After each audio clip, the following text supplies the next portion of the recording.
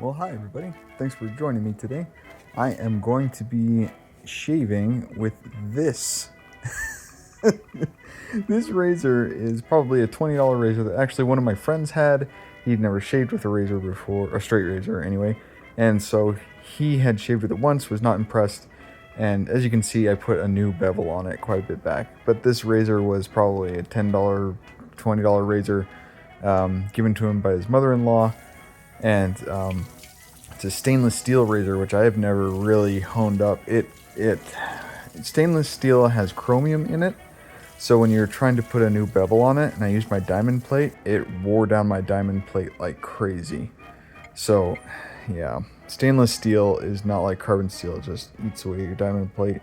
But I got a new bevel on it, and so this is my attempt at shaving with this stainless steel cheap razor.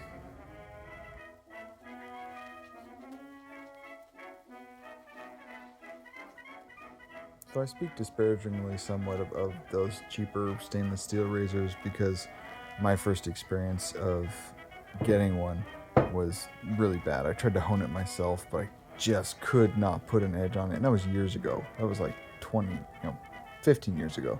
I didn't have the skills at the time to put a new edge on it. So we'll see how this one performs.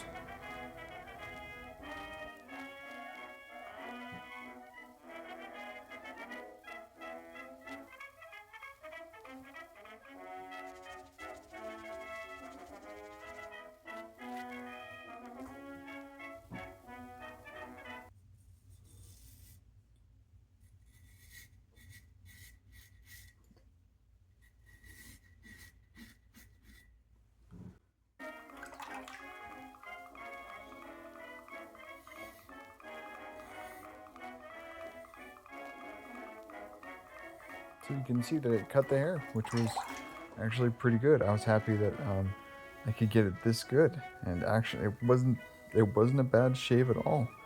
And I've heard from other straight razor guys that they have a couple stainless steel razors in their rotation.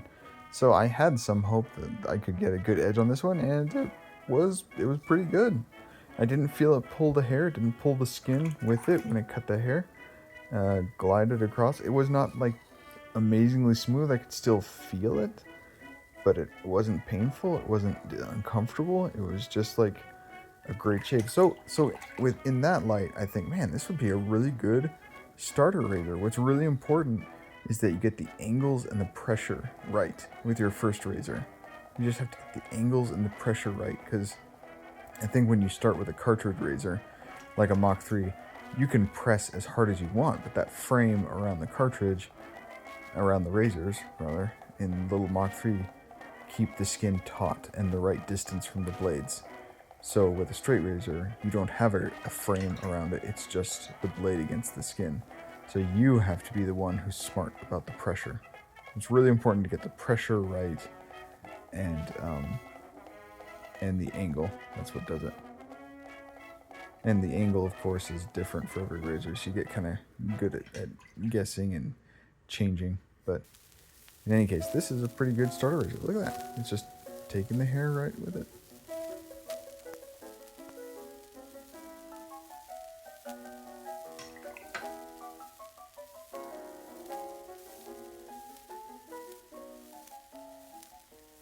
Now, a lot of straight razors that I find that are like cheap like this and have like weird markings. Like this one said Boss 5/8 inch on it.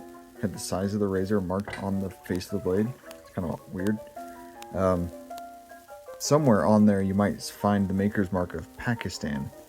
Now, I didn't find anything like that. I didn't even find China printed on there. But a lot of times, I think, personally, Pakistan takes a bit more pride in their razors, even though they're disposable and they're not high quality and whatever. For some reason, I find a lot more razors that way. When they're made in Pakistan, they're marked in Pakistan. When they're unmarked, it's more likely that they're from China. And so they produce cheap no-name razors, and a lot. Maybe that first one I got, it was actually a really cheap Damascus steel razor that I tried to put an edge on so many years ago. That should have been a red flag, because Damascus steel is very expensive.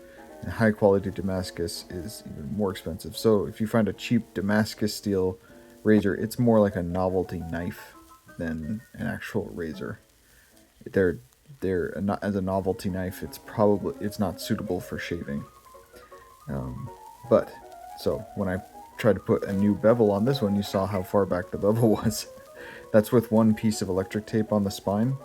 I had to bring the edge up. It's a near wedge blade, so maybe I should have put 2 pieces of electrical tape on it. Yeah, that probably would have been better.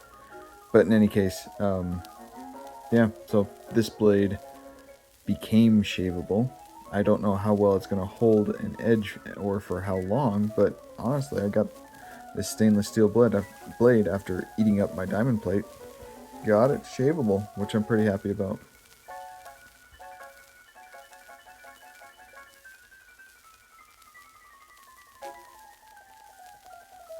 So comment below if you've ever used one of these inexpensive razors. Maybe it was your starter razor.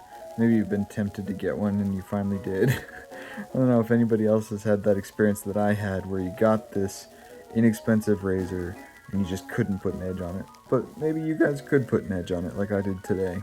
I was actually pretty happy. It felt like I was redeemed from my inability all those years ago. But comment down below if you've ever had an experience with one of these inexpensive stainless steel ones.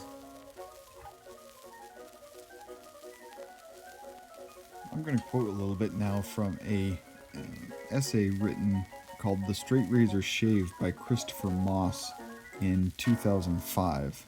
He wrote a great work. It's 40 pages long about how to shave with a straight razor or whatever. If you just Google or go to shavemyface.com, The Straight Razor Shave. It's by Christopher Moss. He said, "How does a beginner choose his first razor? This is plainly of the utmost importance, as you will either persevere and learn the art or give up, depending on the quality of your experiences with your first straight razor. You certainly shouldn't do as I did and buy a brand new razor, and a stainless steel one at that. I gave up on it pretty quickly, and I did the smart thing. I bought an old razor from an experienced straight razor user. If you want to start with a real razor, that's definitely the way to do it. Yes, there are alternatives, but just wait a minute. You will not get a pretty razor this way, though you may think it is because it's yours. What you will get is one that has been honed for you, and that's what's most important. Learning the straight razor shave may take from a few weeks to a few months before you feel confident and can do it reliably, quick, and close. But learning to hone is harder still. Straight razors are still being manufactured, but are not ready to shave with as they leave the factory, whatever the packaging may say." End quote. So I think this is one of those razors. It may have been marketed as a beginning razor, but really it was more like a razor-shaped knife. As Christopher Ross says, I think personally, Pete Kingsley's opinion, that he's right. That a great way to start getting a razor is to go online and get an antique razor, especially one from somebody who says they honed it. But of course, I'm kind of tooting my own horn because that's exactly what I do. I have my Etsy shop at Happy Shaver, and I sell razors that I hone and I sell, and I love to get people into the hobby. I think it's a lot healthier way to shave. But anyway, you get an old razor instead of one of these new ones. And I had that exact same experience. I bought a brand new razor, a different one. I bought it from a legitimate company that said that they honed them and it's shave ready, and I got it and I was so dissatisfied with it. I was so upset. I ended up selling it on eBay myself. So I had to learn how to hone. Anyway, as you can tell, I trimmed up the mustache, went around my nose, and it did just great. It popped off the toe of the blade, the belly of the blade, and the heel of the blade were all great. So I'd call that razor a success. I'm going to give the razor back to my friend who let me hone it up. I asked him for permission to post this video about using it, and he was like, "Oh, absolutely," but he's going to come over and I'm going to teach him how to use it. So I'm not just going to give it to him. We're actually going to have a session. Anyway, that was a straight razor shave with a stainless steel. Happy shaving.